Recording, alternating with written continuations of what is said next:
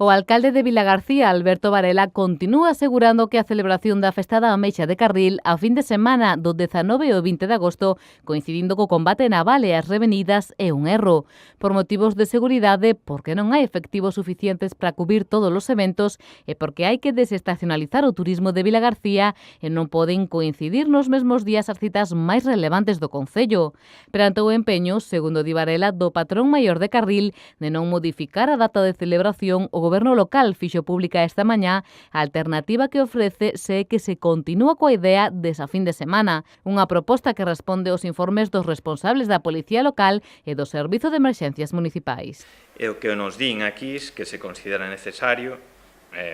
leo o último párrafo do informe, por exemplo, da xefa da Policía Local, dito anterior, dada a coincidencia con outros eventos e imposibilidade de cobertura exclusivamente con medios municipais,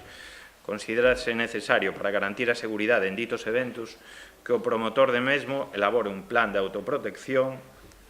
artículo del Real Decreto, no que, ademais de identificar os riscos, enumere os medios de actuación propios da organización do evento para unha primeira intervención no caso de se producir esa emerxencia do mesmo. De que estamos falando? Pois que elaboren un plan de protección, que digan que medios ten que poñer a organización, teña unha reunión dende logo co Concello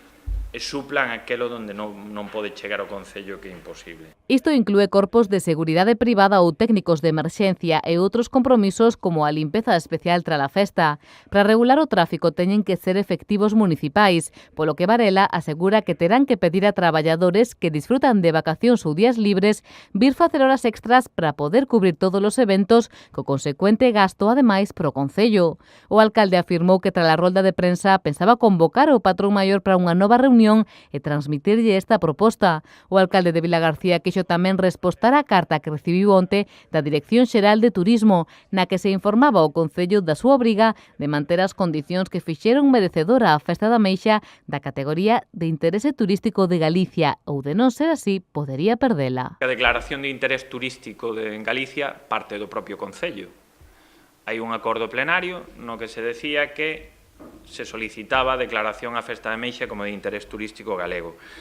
Home, non é moi difícil de entender, ou creo que todo o mundo debería entender, se o Concello que promove a declaración de interés turístico de Galicia, se o Concello é o que ten que poñer os medios municipais á disposición da organización da Festa da Ameixa, pois polo menos que poida opinar algo das datas. Varela criticou tamén as formas da Dirección de Turismo, xa que considera que o idóneo era que se puxera en contacto co Goberno local para consultar a súa postura. A tenente de alcalde e voceira socialista, Tania García, interveu tamén na rolda de prensa para aclarar os antecedentes desta festividade. En primeiro lugar, cando se declara a Festa de Interés Turístico Galego a Festa da Ameixa, en ningún momento se fala de datas, sen fecha. Agora parece ser que ten que ser a segunda quincena de agosto, aínda que o ano pasado, non sei se a directora o saberá, foi na primeira quincena, a directora xeral, pero agora parece ser que ten que ser na segunda quincena de agosto e dentro da programación das festas de San Roque. E para rematar tamén un pouco, bueno, o señor patrón maior de Carril, que agora se erixe en defensor dali dos intereses do pobo de Carril, lembrarlle que esta que vos fala tivo que ir o ano pasado a mediar entre o patrón maior e a Comisión de Festas de San Roque, que, por certo, é unha tradición centenaria en Carril,